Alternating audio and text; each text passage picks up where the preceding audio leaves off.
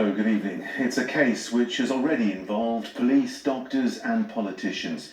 And tonight a father who has been fighting for justice over the death of his son for 32 years says he feels he's running out of time to secure a public inquiry into what happened to his boy.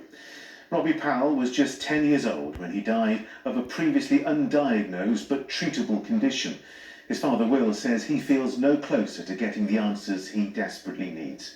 But now his calls for a public inquiry have been backed by the Ombudsman service, who investigate complaints into public bodies. They've told this programme that calls for the truth should not continue to go unheard. Our Swansea correspondent Dean Thomas Welsh has tonight's top story. For 32 years, Will Powell has been fighting for justice for his son Robbie. Robbie was just 10 years old when he died of Addison's disease in Swansea in 1990. If it had been diagnosed earlier, his condition may well have been treatable, although Will claims failures in the care his son received from doctors led to his death. We put Robbie in the car. Morrison Hospital's half an hour from my house, it's 12 miles. Robert was, we thought, going to sleep, but he was actually lapsing in out of consciousness. Within a short period of time, I looked at Robbie. His mouth was wide open and his eyes were fixed in the back of his head and he wasn't breathing. And I shouted, "Robbie, Robbie," and there was no reaction. I was told to leave the room, and then the resusc team came, and then shortly after we were told he had died. Subsequent investigations into alleged medical and legal cover-ups relating to Robbie's death have not satisfied Will. He says only a public inquiry will bring to light the failures before and after his son's death. Will fears time is running out for him and his wife to get justice for Robbie.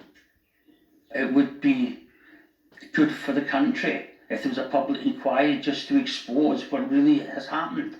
And to be honest, whether they're made accountable now or not, I think is less important to me. What's important is the truth.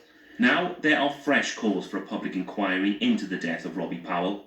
Nick Bennett has recently stepped down from his role as the Public Service Ombudsman for Wales. Days before he left his post, he told ITV Wales his biggest regret was not seeing an inquiry. The fact that there still hasn't been closure, not just for his family, but the fact that there were some significant, really significant issues here in the public interest that have never been fully dealt with, still makes me feel very uncomfortable.